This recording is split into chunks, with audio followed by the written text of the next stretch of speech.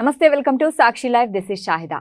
ఒకప్పుడు గుండె జబ్బులు అంటే వయసు పైబడిన వాళ్ళకి, పెద్ద వాళ్ళకి మాత్రమే వస్తుంది అని అనుకునే వాళ్ళం. కానీ ఇప్పుడు 30 ఏళ్ళు 40 ఏళ్ల వయసు వాళ్ళకు కూడా హార్ట్ అటాక్స్ వచ్చి అకస్మాత్తుగా వాళ్ళు చాలా మంది మరణిస్తున్నారు. అసలు ఎందుకు ఇలా హార్ట్ అటాక్స్ ఎక్కువ అవుతున్నాయి, చిన్న వయసులోనే ఎందుకు ఎక్కువ అవుతున్నాయి? సో దీనికి ఆహారం, ఆ అలవాట్లు కానీ, జీవన శైలి కానీ ఏమన్నా కారణం ఉందా? అసలు గుండె మనకి ఏమన్నా ముందుగానే హెచ్చరికలు జారీ చేస్తుందా? మనం తెలుసుకోలేకపోతున్నామా? సో ఇలాంటి విషయాలన్నీ ఈరోజు మనము మాట్లాడదాము. ఈరోజు మనతో పాటు ఉన్నారు ప్రముఖ ఇంటర్వెన్షనల్ కార్డియాలజిస్ట్ అయిన శరత్ రెడ్డి గారు and founder and director of Medicover hospitals. నమస్తే సార్. నమస్తే సార్. ఇప్పుడు యుక్త వయసులో కూడా హార్ట్ అటాక్స్ అనేవి వచ్చేస్తున్నాయి. ముందేమో 60-70 వాళ్ళకి వచ్చేది, కానీ ఇప్పుడు చిన్న వాళ్ళకు కూడా వచ్చేస్తుంది. అసలు ఏంటి రీజన్? అంటే ఇట్స్ మెయిన్లీ మనకి లైఫ్ స్టైల్ చేంజెస్ వల్ల ఇవన్నీ మార్పులు అనేవి వస్తున్నాయి. అంటే ఎగ్జాంపుల్ మనం తీసుకున్నట్లయితే ఇప్పుడు మన లైఫ్ స్టైల్ని మన ప్రీడిసెసర్స్ అంటే let's say compare with grandfather lifestyle. Okay, so ఈ కంపారిజన్లో అన్ని ఆన్సర్స్ వచ్చేస్తాయి మనకి. యూనో మన గ్రాండ్ ఫాదర్స్ ప్రిడామినెంట్లీ వాళ్ళు అగ్రికల్చర్ అనేది వాళ్ళ main profession, right? And agriculture చేయాలంటే daily they used to walk like kilometres, 5 kilometers 7 kilometers అగ్రికల్చర్కి వెళ్ళడానికి రావడానికి. అట్లా ఒక 2-3 times వెళ్ళేసి వస్తారు, వాటర్ టు వాటర్ క్రాప్ అదంతా. మన life will get down from house, enter car, go to your workplace, work and come back. See, absolutely అంటే ఫిజికల్ యాక్టివిటీ అనేది మనం చేయాలనుకుంటే తప్ప చేసే సిచ్యువేషన్ లేదు. So that's a major lifestyle difference, and next వాళ్ళు ఏం తినేవాళ్ళు, మనం ఏం తింటున్నాం. ఓకే, సో దే మోస్ట్లీ ఇప్పుడు ఈవెన్ నేను చిన్నప్పుడు అయినా కూడాను మోస్ట్లీ వెజిటబుల్స్ అన్ని they were grown in my backyard. Okay, ఇప్పుడు సో ఎక్కడ గ్రో అవుతున్నాయి, ఎలా వస్తున్నాయి, that entire axis no one knows. And rice ఇవన్నీ తీసుకుంటే ప్రిడామినెంట్లీ అప్పుడు they used to take whole grain rice. ఇప్పుడేమైంది, ఒక పీరియడ్ ఆఫ్ టైమ్ అంటే వి పాలిష్డ్ రైస్, అంటే we want beautifully looking food, right? So polish చేసి that polish removes main contents of the rice. మొత్తం outer layer లోనే all vitamins and protein content ఉంటుంది rice లో. అదంతా తీసేసి మనం ఓన్లీ లోయర్ ఇన్నర్ లేయర్ తీసుకుంటున్నాం, which is rich of carbohydrate, and that is leading to increased incidence of diabetes. So అది and life style. వాళ్ళకి అప్పట్లో there is no stress in work, right? Okay, and you look at the stress in people in current generation, right, how much stressful they are. So these are the predominant changes, and our viewers also can compare, వాళ్ళ grand father కి వాళ్ళ life కి compare చేసుకుంటే they will know ఎక్కడ మనం wrong గా వెళ్తున్నాము, where we have to correct అనేది. So if you correct all these things, then obviously ఆ risk of early heart strokes అనేది తగ్గుతుంది. రైట్. అయితే సార్, ఇప్పుడు అంటే ఊబకాయం అంటే ఒబెసిటీ ఉంటుంది కదా, సో ఒబెసిటీ ఉన్న వాళ్ళకి మాత్రమే హార్ట్ అటాక్స్ వస్తాయి అనేసి కూడా అనుకుంటారు కదా, కానీ ఇప్పుడు చాలా సన్నగా ఉన్న వాళ్ళకి కూడా హార్ట్ అటాక్స్ వస్తాయి. That's a paradox. So even నీకు డయాబెటీస్ లో కూడా ఒకప్పుడు ఒబేసిటీ ఉండే వాళ్ళకే డయాబెటీస్ వస్తుంది అని అనుకునేవాళ్ళు. బట్ ఇప్పుడు నా థిన్ గా ఉండి డయాబెటీస్ ఉండేవాళ్ళు, అండ్ ఇన్ఫాక్ట్ థిన్ గా ఉండి డయాబెటీస్ ఉండేవాళ్ళు they are more risky for heart related elements and also brain strokes related elements. So మొత్తం disease profile is also changing over period of time because of the lifestyle. Sir, కొంతమంది gym చేస్తూనే కుప్పకూలిపోతుంటారు. అంటే వాళ్ళు gym చేస్తున్నారంటే వాళ్ళు వ్యాయామం చేస్తున్నారు కదా, వ్యాయామం చెయ్యాలి అంటారు హార్ట్ హెల్త్ కి, చేస్తుంటేనే కుప్పకూలుతున్నారు. అసలు ఎక్కడ తప్పు జరుగుతుంది? ఇప్పుడు జిమ్ చేసేవాళ్ళు, ఇప్పుడు let's say many people in middle age, from 25 to 35 or 40 people stop doing exercise. If you observe, because they spend more time in professional building, whatever, ni professional ఎక్కువ time spend చేస్తావు. So అక్కడ వాళ్ళ exercise అనేది general గా ఆపేస్తారు. స్లోగా 35-40s దాటిన తర్వాత మళ్ళీ ఎక్సర్సైజ్ రీస్టార్ట్ చేస్తుంటారు. That is the kind of middle age crisis. Okay, so ఈ గ్యాప్ లో 10-15 years ఎక్సర్సైజ్ చేయకుండా నువ్వు మళ్ళీ ఎక్సర్సైజ్ రీస్టార్ట్ చేసే ముందు మ్యాండేటరీగా ఒకసారి చెక్ చేసుకోవాలి. రైట్, ఒక కార్డియక్ చెకప్ చేసుకొని దాంట్లో మనకు ట్రెడ్మిల్ టెస్ట్ కూడా ఉంటుంది. సో ఆ ట్రెడ్మిల్ లో we can assess functional capacity assess చేయొచ్చు, ప్లస్ ట్రెడ్మిల్ ఏమైనా చేంజెస్ వస్తున్నాయా, హార్ట్ హెల్త్ ఎలా ఉంది అనేది చూసుకొని then you have to start exercise. Okay, అలా చేస్తే సేఫ్టీ అనేది ఉంటుంది. ఇప్పుడు అలా చేయకుండా డైరెక్ట్ గా ఎక్సర్సైజ్ పోయి చేయడం స్టార్ట్ చేసిన వాళ్ళకి let's say already there is some heart disease, right, అది ఇన్ని రోజులు సబ్సైడ్ అయింది ఎందుకంటే there is no activity and you started suddenly severe exercise, immediate గా నీకు you will end up in some stroke kind of situation. Okay, so డెఫినెట్ గా ఒక హెల్త్ చెక్ చేయించుకొని నెక్స్ట్ ఎక్సర్సైజ్ స్టార్ట్ చేయడం అనేది బెటర్ థింగ్. ఓకే, ఎక్సర్సైజ్ అనేది it's a very good preventive technique మనకి హార్ట్ ప్రాబ్లమ్స్ రాకుండా ఉండడానికి, అందులో ఏం డౌట్ లేదు.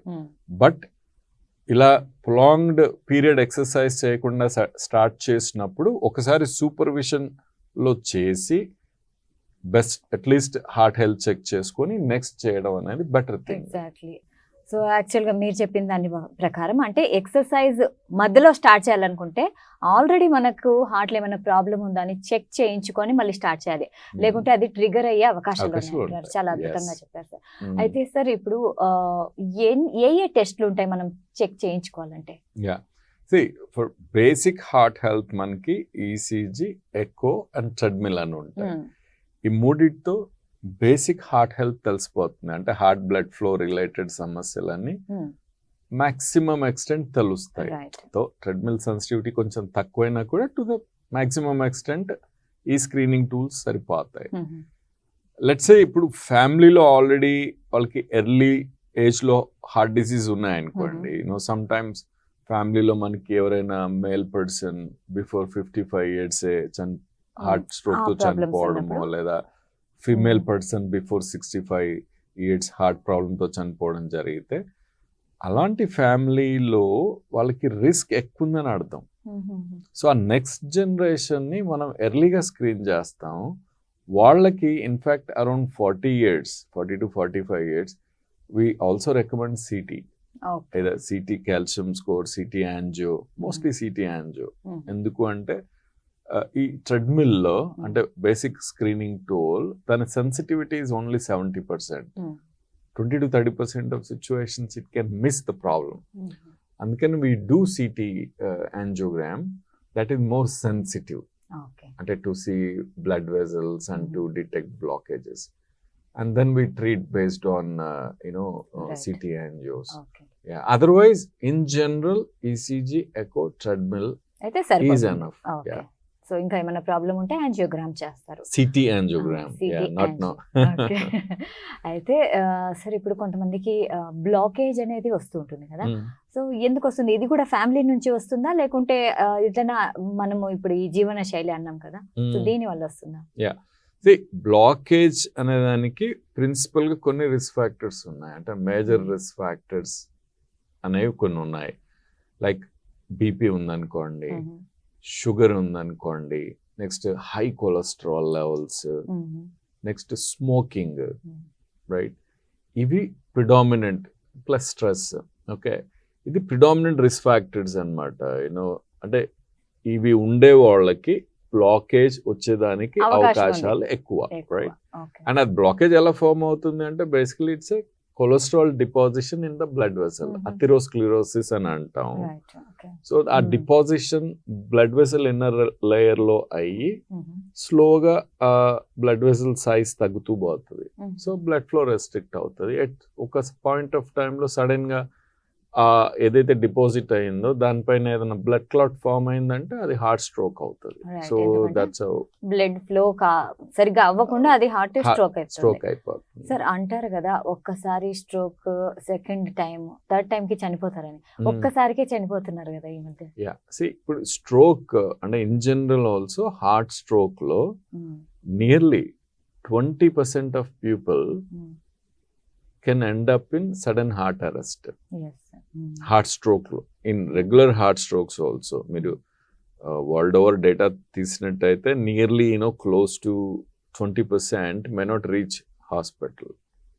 ఈవెన్ సో టైం ఉండదు ఇంకా ట్రీట్మెంట్ కి. సో అదేమవుతుంది అని అంటే మీకు స్ట్రోక్ వచ్చిన వెంటనే హార్ట్ రిథమ్ ఎఫెక్ట్ చేస్తుంది. సో ఆ హార్ట్ కంట్రాక్టాలిటీ అనేది మారిపోయి అంటే ఆ రిథమ్ మారిపోయి ఆ VT/VF అనే రిథంలోకి వెళ్ళిపోతే సో కంట్రాక్టాలిటీ పోతుంది అనమాట, ఇంకా బ్లడ్ పంప్ చేయదు. సో బట్ 80% పీపుల్కి హార్ట్ స్ట్రోక్ వచ్చిన దాని రిథమ్ అలానే ఉంటుంది and pumping capacity still maintain అవుతూనే ఉంటుంది. వాళ్ళు ఎంత ఫాస్ట్గా హాస్పిటల్కి రీచ్ అయితే అంత ఫాస్ట్గా మనం రెస్క్యూ చేయొచ్చు. డిలే చేస్తూ పోయారనుకోండి వాళ్ళు కూడా మళ్ళీ ఈ సడన్ హార్ట్ అరెస్ట్ లోకి పోయే అవకాశాలు పెరుగుతూనే ఉంటాయి. Exactly sir. ఇప్పుడు మన ఈ ఇంటర్వ్యూ ఉద్దేశమే మనకి అవగాహన పెంచడం కదా. సో ఒకవేళ వాళ్ళ ఫ్యామిలీ మెంబర్స్ లేకుంటే చుట్టుపక్కల వాళ్ళ ఫ్రెండ్స్ అట్లా ఈ హార్ట్ అటాక్ తో పడిపోతే పక్కనున్న వాళ్ళు ఇమ్మీడియట్లీ ఏం చేయాలి? ఇప్పుడు ఎవరైనా అంటే పెయిన్ కంప్లైంట్ చేస్తున్నప్పుడు సో అంటే 2 things ఉన్నాయి ఇక్కడ. జస్ట్ పెయిన్ కంప్లైంట్ చేయడము, సెకండ్ థింగ్ ఏంటంటే పెయిన్ కంప్లైంట్ చేసి కంప్లీట్ గా హార్ట్ అరెస్ట్ అయి పడిపోవడం, that is cardiac arrest. First ఏంటంటే ఓన్లీ పెయిన్ ఉంది వాళ్ళకి, still heart is pumping, pain ఉంటే అది heart attack. So no cardiac arrest లేకుండా పెయిన్ తో పార్ట్ ఇంకా హార్ట్ అరెస్ట్ అయింది అని అంటే then they collapse. That's another category. Okay, that's something like sudden cardiac heart stroke with cardiac arrest. It's a plain heart stroke అయితే మనం immediate గా first చేయాల్సింది ఏంటి అని అంటే నువ్వు గోల్ ఈస్ ఎంత ఫాస్ట్ గా ఆ పర్సన్ ని దగ్గరలో ఉన్న ఎమర్జెన్సీ డిపార్ట్మెంట్ కి తీసుకెళ్తే అంత మంచిది. అది ఇంకా దగ్గరలో ఏది ఉంది అనేది you have to figure out. Okay, so ఆ తీసుకెళ్లే క్రమంలో పేషెంట్ ని నడిపించకూడదు, నడవకూడదు. That is a key. ఇప్పుడు అంటే ఎలాంటి అబ్సల్యూట్ రెస్ట్ లో ఉన్నాడు అనుకోండి పర్సన్, నీకు అప్పుడేంది బాడీకి కావాల్సిన ఆక్సిజన్ డిమాండ్ అంతా లోయెస్ట్ లెవెల్లో ఉంటుంది. రైట్, ఇప్పుడు ఆల్రెడీ నీకు హార్ట్ స్ట్రోక్ వచ్చి హార్ట్ స్ట్రగుల్ అవుతున్నప్పుడు బాడీ ఆక్సిజన్ డిమాండ్ ని నువ్వు చాలా లోయెస్ట్ లెవెల్లో పెట్టుకుంటే so heart can withstand. So నువ్వు నడుచుకుంటూ వెళ్ళావు అనుకోండి, you are increasing the stress on the heart కదా. సో దట్స్ వెన్ మళ్ళీ సడన్ గా అది అరెస్ట్ లో కూడా పోవచ్చు. ఈ జిమ్ముల్లో ఇవన్నీ అయ్యేది అలానే అవుతుంది. వాళ్ళకి పెయిన్ అలా వస్తుంది, they neglect it, they keep on doing it and that's when they collapse. Okay, so అది ఇప్పుడు పెయిన్ వచ్చింది అని అంటే హాస్పిటల్కి ఇమ్మీడియట్ గా ఎమర్జెన్సీకి తీసుకెళ్ళాలి. ఏది దగ్గర ఉంటే దానికి తీసుకెళ్లే క్రమంలో అసలు పేషెంట్ ని నడవనీయకూడదు, రెస్ట్ లో ఉండి తీసుకెళ్లేటట్టుగా తీసుకెళ్ళాలి. దానికి అంటే వీల్ చైర్ అవ్వచ్చు, ఎత్తుకొని వెళ్ళొచ్చు, లేదా చైర్ లో కూర్చోబెట్టి చైర్ని ఎత్తుకెళ్ళి కార్లో కూర్చోబెట్టొచ్చు. ఇవన్నీ యూ కెన్ థింక్, నీకు చాలా వేస్ ఉంటాయి. సో రెస్ట్ లో తీసుకెళ్ళడానికి చేయాలి. అరెస్ట్ అయిపోయాడు అనుకోండి, దెన్ మనకి basic life support. First thing ఏంటంటే మనకి 108 కి ఇన్ఫార్మ్ చేయాలా, ఎవరో ఒకరు ఆన్ లుకర్ 108 కి ఇన్ఫార్మ్ చేయాలా, because they will start coming. అది డిలే చేయకూడదు. Inform emergency number and then అక్కడ ఉండే వాళ్ళకి ఎవరైనా అంటే రిససిటేషన్ చేయగలిగిన వాళ్ళు అయితే so they can start cardiac compression, chest compressions, CPR. అందుకే ఈ సిపిఆర్ ట్రైనింగ్ అనేది అందరూ తీసుకుంటే మంచిది. ఎవ్రీ ఫ్యామిలీలో అట్లీస్ట్ 1 person సిపిఆర్ ట్రైనింగ్ నేర్చుకోవడం అనేది బెటర్. Exactly Okay. మీరు చెప్పిన దాని ప్రకారం ప్రతి ఫ్యామిలీలో సిపిఆర్ నేర్చుకోవడం వల్ల వాళ్ళ ఫ్యామిలీ మెంబర్సే కాదు, వాళ్ళ ఫ్రెండ్సే కాదు, చుట్టుపక్కల ఎవరైనా వాళ్ళ ప్రాణాలని మాత్రం కాపాడగలిగే వాళ్ళు అవుతారు. సో నిజంగా చాలా చాలా ఇంపార్టెంట్. అండ్ గవర్నమెంట్ కూడా దీని మీద కొంచెం ముందు స్టెప్ తీసుకోవాలి. I think it should Mm. Going to schooling. School నుంచే మీకు somewhere I think 5th class 6th class అక్కడ నుంచి you have to start training all the kids for CPR. So అప్పుడే I think we can save lot of lives by doing that. అంతే కదా. Okay sir, ఇప్పుడు మనం cholesterol గురించి మాట్లాడుకున్నాం కదా. కొలెస్ట్రాల్ అలా అవ్వకూడదు అంటే, ఆ క్లాట్స్ రాకూడదు అంటే ఏమైనా అలా ఆహార పదార్థాలు ఉన్నాయా? ఇప్పుడు కొలెస్ట్రాల్, ఇప్పుడు బాడీ కొలెస్ట్రాల్ లెవెల్కి డైట్ కొలెస్ట్రాల్ లెవెల్కి అంటే ఇప్పుడు ఈ కాన్సెప్ట్ అనేది చేంజ్ అవుతూ వచ్చింది. అంటే మన body cholesterol levels or blood cholesterol levels మనం తీసుకునే ఫుడ్ కొలెస్ట్రాల్ లెవెల్ మీద డిపెండ్ అయి ఉంటుందా అవుదా అనేది. So that concept was changing actually. Originally మీకు ఈ ఆయిల్స్ అన్ని ప్రమోట్ చేసినప్పుడు sunflower, refined oils, the concept is you reduce intake of bad cholesterol, right, so that your blood cholesterol level is low ani. But unfortunately, I mean, later research didn't show any relation between your blood cholesterol to what you are taking. So that's the whole problem. Exactly. That's where we are stuck. But ఏదేమైనా overall intake అనేది, oil intake అనేది తక్కువ ఉంటే that is better. Broadly that is studied. Oil intake ante less than 1 kg per month per person. Okay. So that is a good oil intake. Okay. Yeah, and you can also reduce it to 0.5 if you want to go more strictly. So at least less than 1 kg per person per month is a good target. Okay. Ante overall oil intake తక్కువ పెట్టుకుంటే obviously it is it to some extent మన cholesterol levels ని వీటన్నింటిని తగ్గిస్తుంది, moderate చేస్తుంది. Okay, అంత significant గా తగ్గించకపోయినా at least moderation అనేది ఉంటుంది. బట్ ఆ కొలెస్ట్రాల్ లెవెల్స్ అనేది ఎక్కువ ఉన్నాయనుకోండి, అంటే దెర్ ఆర్ సమ్ నెంబర్స్, అంటే absolute let's say LDL cholesterol if it is more than 190 అలా ఉంటే we start medication. For example అంటే ఎవరైనా ఇంకా నీకు డిసీజ్ ఉన్నా లేకపోయినా it is better to start medicine and reduce cholesterol. అంత ఎక్కువ LDL కొలెస్ట్రాల్ ఉంటే సో ఆబ్వియస్ గా బ్లాక్ ఫామ్ అయ్యే ఛాన్సెస్ ఎక్కువ. ఓకే, సో వాళ్ళని మనం ట్రీట్ చేస్తాం. మోస్ట్లీ ఇది ఫెమిలియల్ హైపర్ కొలెస్ట్రాలీమియాస్ అంటాం వీటిని. అంటే అలా హై LDL ఉండే వాళ్ళకి ఫ్యామిలీలో ఆల్రెడీ ఏదో హిస్టరీ ఉంటుంది, ఎర్లీగా హార్ట్ స్ట్రోక్స్ రావడం వల్ల. ఇంకొన్ని అంటే మల్టిపుల్ పారామీటర్స్ తీసాం మనం, ఇందాక చెప్పుకున్నాం కదా, అంటే ఈ బ్లాకేజెస్ ఫామ్ అవడానికి బీపీ, షుగర్ అన్ని ఇంపార్టెంట్ అని, స్మోకింగ్. సో ఇవన్నీ తీసుకొని బీపీ, షుగర్ అండ్ పేషెంట్ స్మోకరా లేదా ఏజ్ ప్లస్ కొలెస్ట్రాల్ లెవెల్స్ అన్ని తీసుకొని we calculate some scoring, rough scoring. Okay, ఆ స్కోర్ని బట్టి అంటే డిఫరెంట్ స్కోర్స్ ఉంటాయి. ASCVD అనేది కామన్ గా ఒక స్కోరింగ్ సిస్టమ్ అది. ఆ స్కోర్ చూసుకొని, ఆ స్కోర్ ఎక్కువ ఉంది అనుకోండి, అంటే మోర్ దెన్ 20 ఉంది అని అంటే it is better we have to start. అంటే they have multiple factors increasing their chance of blockages అని. సో అట్లాంటి వాళ్ళకి you start cholesterol lowering drugs and reduce their cholesterol. Cholesterol lowering drugs and reduction of LDL cholesterol అంటే over a period మనకి consistent గా it showed results. అంటే chance of heart strokes, brain strokes ఇవన్నీ తగ్గుతాయి. సో అందులో అయితే ఏం డౌట్ లేదు. Research is very strong in that and we have enough data to say that. అయితే సార్, మీరు ఆయిల్ గురించి మనం మాట్లాడుకుంటున్నాం కాబట్టి ఎలాంటి ఆయిల్ వాడితే మంచిది? అంటే రకరకాలు ఉన్నాయి కదా మార్కెట్ లో, సన్ఫ్లవర్ ఉన్నాయి and also rice brand oil ఉన్నాయి అండ్ వేరుశనగ పల్లీల ఆయిల్ ఉంది. This is again very inconsistent over period of time. మీరు చూస్తే ముందంతా రిఫైన్డ్ ఆయిల్స్ మీద ఉన్నారు, but now the trend is organic oils and cold pressed oils, not refined. Okay, so see, there is also some data lag here. So, but what is better is keep changing oils. అన్ని mix చేసి వాడడం కూడా మంచిదేనా? I don't know. I mean, I don't think that is a good idea. It is Okay. better you keep changing oil. Okay. 1 month, maybe rice bran.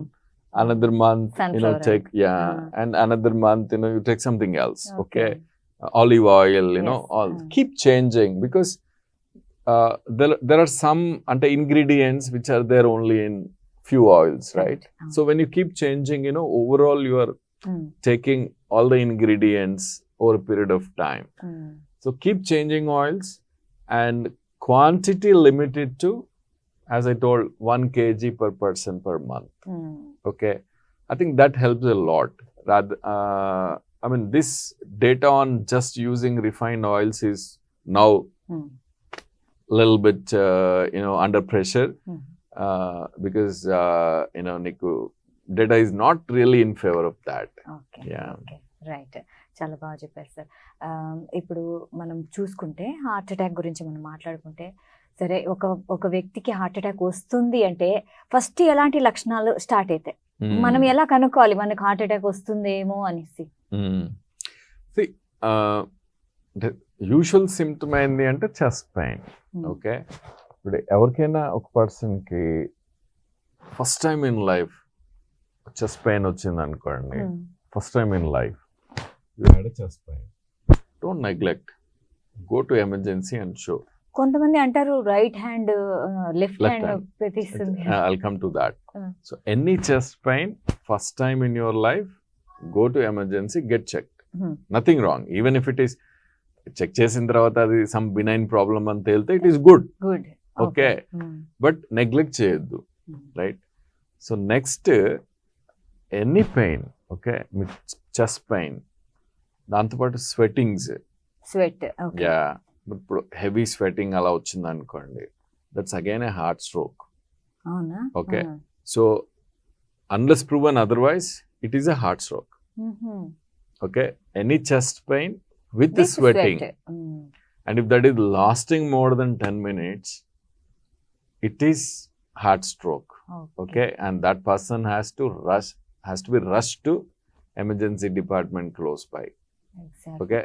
So if possible, నీకు cath lab ఉండే centres అయితే ఇంకా better, or otherwise any emergency close by. Okay, this is another category.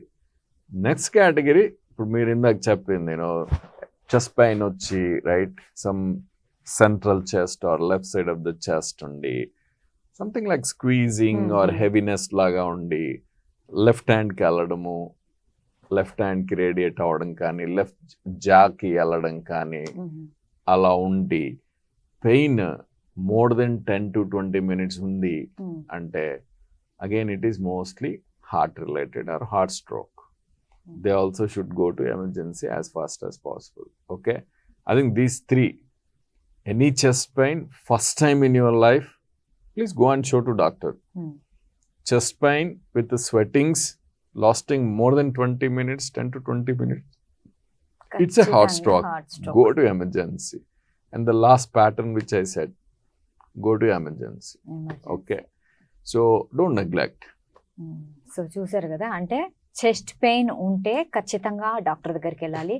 Chest pain with sweat ఉంటే ఖచ్చితంగా అది heart stroke అయ్యే అవకాశాలు ఉన్నాయి. ఇంకా ఇమ్మీడియట్లీ మనము ఎమర్జెన్సీకి వెళ్ళక తప్పదనమాట. సో డాక్టర్ గారు ఇది అంటున్నారు, తప్పకుండా ఈ సలహా మాత్రం ఖచ్చితంగా పాటించండి. అయితే సార్, ఇప్పుడు ఆర్టిఫిషియల్ ఇంటెలిజెన్స్ అనేది ఎక్కడ చూసినా వచ్చేసింది, వైద్య రంగంలో కూడా వచ్చింది.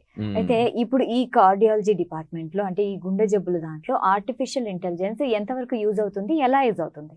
యా, సో అంటే ఈ ఆర్టిఫిషియల్ ఇంటెలిజెన్స్ని యూస్ చేస్తూ ఇప్పుడు చాలా ప్రిడిక్టివ్ మోడల్స్ మీద వర్క్ జరుగుతుంది.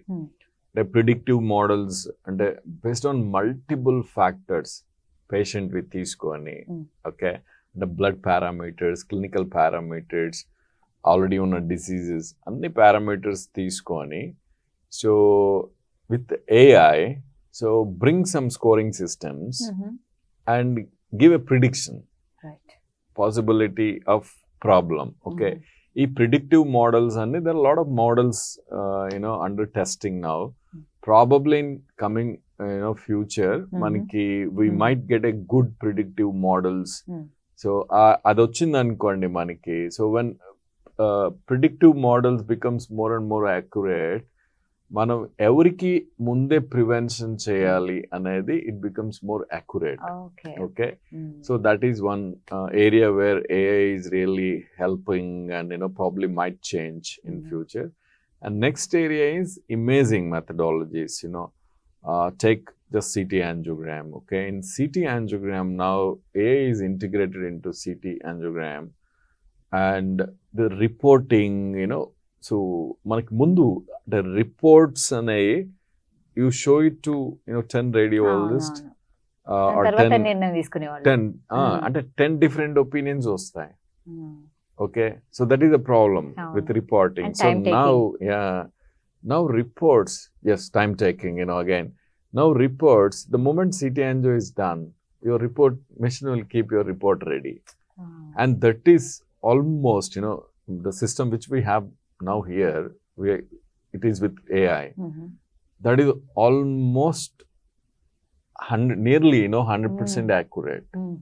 And sometimes it is more accurate than human being, because there's no fatigue for machine, right? So and it throws report immediately, and the way at a lot of dantlo MPR and even తీసుకుంటాం అన్నమాట. That whole effort of, and if I keep my time on that, it takes half an hour. And the whole thing is done by machine, within fraction of second. Exactly. So it is really under changing diagnostics. Okay. And next level లో యాక్చువల్గా ఈ diagnostic information మొత్తం, అంటే city నుంచి echo నుంచి entire diagnostic information ని తీసుకొని, right, next level of AI, అంటే which is a strong possibility in future.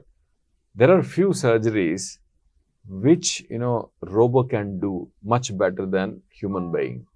Oh, great. Okay, so as a human, ఇప్పుడు నాకు లిమిటేషన్ ఏంటి అని అంటే, all this data from CT, data from echo, data from MR, ఇటన్నింటి డేటాని I have to reconstruct in my mind, right, and then get into surgery. This reconstruction and this processing of information is much easier for AI. So then surgery planning, everything becomes very easy. I think in future, my prediction is there are some surgeries which will be completely humans will be replaced. Maybe couple of steps in the surgery might be under human control, but rest all can be go under AI control. So one of that such surgery where people are really trying to do things is mitral valve repair, some percutaneous mitral valve repair.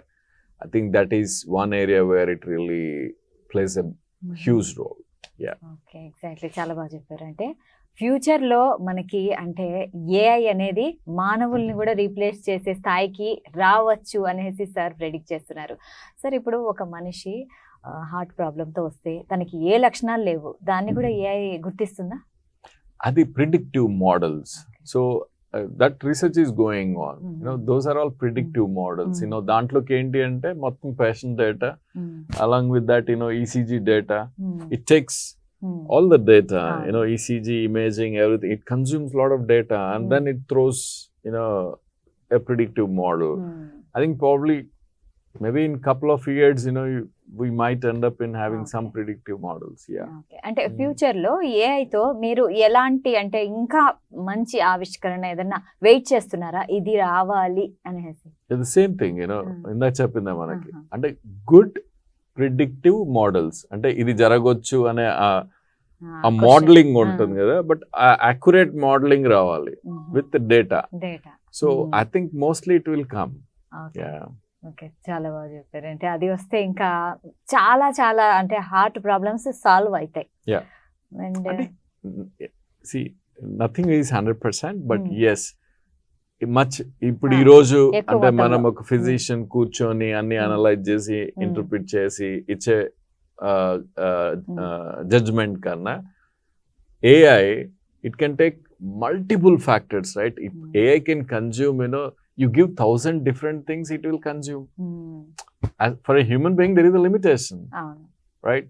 నీకు ఒక 10 points నా మైండ్కి ఇవ్వగానే నేను 10 points analyse చేయడానికి నాకు time పడుతుంది, right? But AI won't take much time. You give 1,000 points, then you will get a good predictive model, right? Definitely నీకు ఆ మోడల్స్ హ్యూమన్ కన్నా AI will come with in a much better way. Yeah. Okay. చాలా బాగా చెప్పారు. అయితే మళ్ళీ మనము ఆహారము అండ్ జీవన శైలిలోకి మనం వస్తే ఇంటర్మీడియట్ ఫాస్టింగ్ అంటారు కదా, దీని వల్ల హార్ట్ ప్రాబ్లమ్స్ ఏమైనా తగ్గుతాయా? అంటే ఓవరాల్ గా ఇంటర్మీడియట్ ఫాస్టింగ్ అనేది ఇట్స్ యూస్ఫుల్. బట్ ఇది it's not new concept, right? ఇది మనకి ఆల్రెడీ ఇది మనకి మన ప్రాక్టీసెస్ లో, మన కల్చర్ లో ఏకాదశి అన్న తినకుండా ఉంటారు కదా. I think once in 2 weeks ఏదో వస్తూ ఉంటుంది.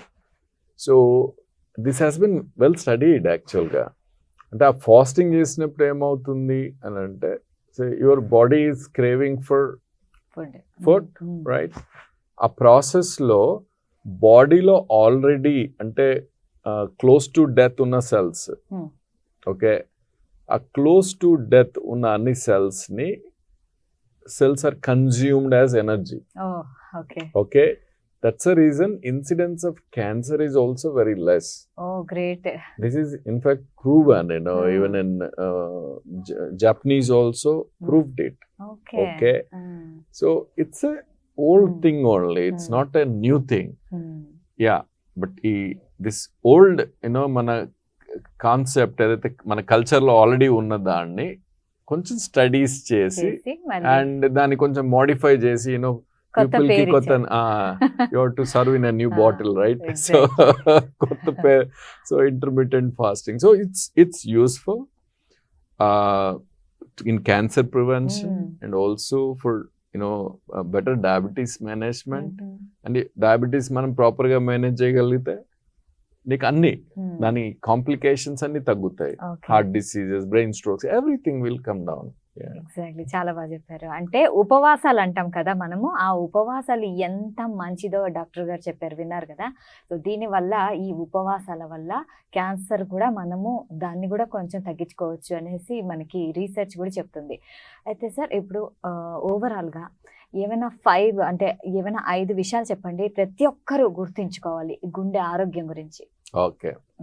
Okay. So first thing is physical activity.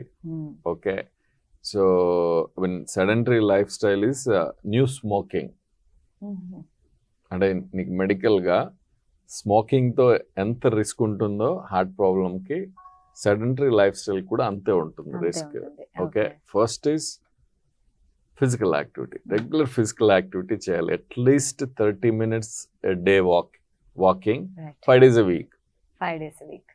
Okay, and you can split it into 2 if you want, అంటే 15 minutes 15 minutes ఒకవేళ టైం లేకుంటే. సో అంటే this load of exercise activity అనేది scientific గా studied అది, and it is proven that it reduces heart strokes. Okay, that's number 1. Number 2 is food. Okay, so food ni manam అంటే quantity ఒకటి, quality ఒకటి, అంటే ఏం కన్జ్యూమ్ చేస్తున్నాం అనేది.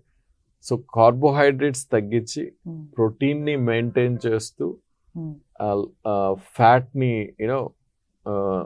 ఇందాక మనం అనుకున్నట్టుగా less than 1 kg per person అలా మేనేజ్ చేస్తూ ఫస్ట్ క్వాంటిటీని అడ్రస్ చేయాలి. Next is the time. Okay, so టైమ్ని అడ్రస్ చేయాలి. టైమ్ ఈస్ లైక్ మీకు twice a day is best. Okay, and people say even once a day is the best. Okay, but I think it is difficult for many people. At least twice a day, or if it is a thrice a day, niku maintain timing. Okay, so something like evening and morning. Okay, mana evening meal ki next day morning meal ki madhya at least 12 hours gap undettattu choosukunte. 12 hours gap undali. That also kind of intermittent fasting, so you are giving enough time, for your all digestive system to recover, hormones to recover, so adi. So quantity and timing of food are the next thing, which we have to correct. Right. And third thing is stress management. So to manage stress, I think this part ఎవరికి వాళ్ళే manage చేసుకోగలరు. Okay, stress management the only source is meditation. Okay, meditation. Yeah, so yoga and meditation. So yoga helps to some extent. Yoga అంటే main గా మీకు యోగా అనగానే అందరూ స్ట్రెచ్లు అన్ని చేస్తూ ఉంటారు, but that is for physical health. But if you really want to address your stress, కొంతవరకు యోగా చేస్తూ ఉన్నప్పుడు నీ మైండ్ ఆల్సో ఈజ్ ఫోకస్డ్, అంటే partly you will also go in to meditation, but pure meditation will help in stress management. Okay. For me, I do heartfulness meditation for my stress. You know how stressful cardiology job will be. Yes, So same meditation, I can recommend to all the people. I recommend to every patient who walks into my room. So right. that is for stress part. Okay. అంటే minimum ఎంతసేపు meditation చేయాలి? At least half an hour. Okay. Yeah, I mean you can start with 5 or 10 minutes and slowly increase it, right? మీరు దానివల్ల నీకు benefit అర్థమైనప్పుడు ఆటోమేటిక్గా you will do it more and more, right? So that's how it is. So and meditation, I think these are the 3 key important things. Right. And the next thing is periodic checks. Okay, periodic health checks కూడా చేయించుకోవాలా. After 40 it is always better have a periodic health check. 1 year, 1.5 year, 2 years, whatever it is. Okay, get checked periodically so that ఎర్లీగా మనం detect చేసి treat చేయొచ్చు. అట్లా ఈ risk factors identification, hypertension, diabetes, ఇవన్నీ ఎంత ఎర్లీగా ఐడెంటిఫై చేస్తే అంత కంట్రోల్లో ఉంటే అన్ని లాంగ్ టర్మ్ కాంప్లికేషన్స్ మనం ప్రివెంట్ చేయొచ్చు. So I think these are the key things which I want to convey. Yeah, ముఖ్యంగా మీ స్పెషాలిటీ గురించి మాట్లాడాలంటే ఇప్పుడు బైపాస్ సర్జరీని మనం అవాయిడ్ చేయాలంటే, అంటే ఎక్కువ గుండె జబ్బులు ఉన్న వాళ్ళు ఏం చేయాలి? యా, ఇప్పుడు మనకి అంటే టెక్నాలజీ ఎవాల్వ్ అయిన తర్వాత బైపాస్ సర్జరీ ఇన్సిడెన్స్ అనేది చాలా తగ్గింది. ఓకే, అంటే బైపాస్ లేకుండా మనం ఇప్పుడు చాలా రకాల కాంప్లెక్స్ ప్రాబ్లమ్స్ కి కూడా సొల్యూషన్స్ తీసుకొస్తున్నాం. ఓకే, అంటే ముందు మనకి మోస్ట్ కాంప్లెక్స్ ప్రాబ్లమ్స్ ఏంటి బైపాస్కి వెళ్ళాయి అంటే, అన్ని 3 వెజల్స్ బ్లాక్ ఉన్నా, లేదా ఏదైనా వెసల్ బ్లాక్ అయ్యి అంటే లాంగ్ స్టాండింగ్ టోటల్ బ్లాక్ ఉన్నా, ఆ లెఫ్ట్ మెయిన్ కొరనరీ అంటాం, మెయిన్ వెసల్ బ్లాక్ ఉన్నా, ఈ 3 సినారియోస్లో ఎక్కువగా బైపాస్కి పంపించేవాళ్ళు. బట్ ఇప్పుడు ఈ 3 సినారియోస్కి కూడా మనకి యాంజియోప్లాస్టీ సొల్యూషన్ అనేది ఉంది. అంటే మనకి హార్డ్వేర్ కానీ, అంటే సర్జరీలో వాడే హార్డ్వేర్ అవన్నీ ఎవాల్వ్ అయ్యి, so we are able to give solution nearly significant number of పేషెంట్స్కి. సిటిఓస్ అయితే almost now most of it, nearly 97% of them we do without bypass. Okay, left main surgeries అనేది అది it depends, patient surgery risk plus దీన్ని బట్టి will take a decision అనమాట. So ఇప్పుడు surgery risk ఎక్కువ అనుకోండి, దెన్ ఆబ్వియస్గా we address it with only angioplasty. Next all 3 vessels block ఉండే వాళ్ళకి now we have few scoring systems, we use those scoring systems. ఆ స్కోరింగ్ సిస్టమ్స్ ని బట్టి then will take a call. ఇప్పుడు score less than some 22 అలా ఉందనుకోండి, that's a syntax score అని అంటాము. So straight away will do angioplasty. Score more than 33 ఉంటేనే అప్పుడు మనం బైపాస్కి పంపిస్తాం. మళ్ళీ ఆ మధ్యలో ఉండే వాళ్ళని కూడా మళ్ళీ రిస్క్ అసెస్మెంట్ చేస్తాం, బైపాస్ రిస్క్ ఏంటి అవన్నీ చూసి then will take a call. So majority of extent we can avoid. Yeah. So, but still, bypass surgery has its own role in certain situations. ఉంటుంది, కానీ అవాయిడ్ చేయడానికి మీ ప్రయత్నాలు అయితే మీరు చేస్తారు. Yes. అయితే సార్ కొన్ని మిత్స్ గురించి మనం మాట్లాడుకుంటే, ఇప్పుడు మేల్లోనే ఎందుకు హార్ట్ అటాక్స్ ఎక్కువ ఉంటాయి, ఫీమేల్లో తక్కువ ఉంటాయి? సో అంటే this nature's benefit to women is there till menopause. Okay, okay, oestrogen అనే హార్మోన్ ఏదైతే ఉంటుందో that is protective. It decreases chances of ఈ atherosclerosis. But after menopause the risk becomes the same మళ్ళీ. ఓకే, సో అందుకనే మనకి అంటే ఈ early age heart strokes అనేవి మేల్స్ లోనే ఎక్కువ చూస్తాం. ఆల్మోస్ట్ నేనే 95% మేల్స్ లో చూస్తాం. Because still 40-45 women are protected by this estrogen hormone. It's a hormonal benefit. Okay. అయితే సార్ మోస్ట్ ఆఫ్ ద అంటే హార్ట్ అటాక్స్ మండేనే వస్తాయి అని చాలా మంది అంటుంటారు. అది నిజమా కాదా? See, yes, it's true to some extent. Monday వస్తాయి. ఇంకోటి early morning. Okay, when you go to work. Okay, so ఇప్పుడు ఏమవుతుంది, మీకు నైట్ అంతా you are in resting phase, right? And morning you will get ready and your mind next ఇంకా నువ్వు ఏమేం చేయాలా అన్నింటి మీద ఫోకస్ చేస్తూ ఉంటుంది. అండ్ దెన్ నీకు కొన్ని జరగవు అనుకోండి, that add some stress. Okay, so that stress part నీకు ఆ ఎర్లీ మార్నింగ్ లోనే this whole stress will start. That is at mental level. Next మీరు బాడీలో కూడా చూసుకుంటే there is a diurnal variation of things. ఆ డయర్నల్ వేరియేషన్లో నీకు కార్టిజాల్ లెవెల్స్ ఇవన్నీ కూడా ఎర్లీ మార్నింగ్ ఎక్కువ ఉంటాయి. Okay, all hormones like even catecholamines everything early morning వాటన్నింటికి కూడా ఒక సైకిల్ ఉంటుంది అనమాట. సో దే ఆల్సో నీకు ఎర్లీ మార్నింగ్ ఎక్కువ ఉంటాయి. ఓకే, సో నీకు మెంటల్ లెవెల్లో we are just getting ready and you are going into your worldly affairs with all the mental blocks and clocks, everything. Second, at biochemical level, all these things are at high peak levels in the morning. That's the reason most of the heart strokes happen in early morning. Okay, andukena mornings. Monday morning ఎక్కువ heart attacks వస్తుంటాయి.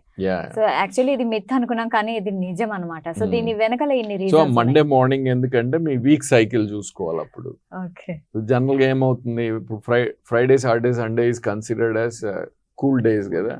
So people remain cool. ఈ coolness నీకు మండేకి brings hardness. Okay, చాలా thanks sir. చాలా మంచి విషయాలు చెప్పారు. అంటే చాలా మందికి తెలియని విషయాలు, అవగాహన అనేది మన కార్యక్రమం యొక్క ముఖ్య ఉద్దేశం కాబట్టి చాలా మంచి విషయాలు చెప్పారు. So thank you so much sir. Thank you so much. So చూసారు కదా, సో గుర్తుంచుకోండి, మన విజయాలు కానీ మన కళలు కానీ మన వర్క్ కానీ ఏదైనా మన గుండె కొట్టుకున్నంత వరకే అనమాట. సో గుండె ఇచ్చే హెచ్చరికల్ని గమనించండి. సో గుండెని జాగ్రత్తగా ఉంచుకోండి. ఇది మీకోసమే కాదు, మీ కుటుంబ సభ్యుల కోసం కూడా. సో ఇది ఇవాల్టి కార్యక్రమం. మరో కార్యక్రమంలో మళ్ళీ కలుద్దాం. అంటిల్ దెన్ కీప్ వాచింగ్ సాక్షి టీవీ.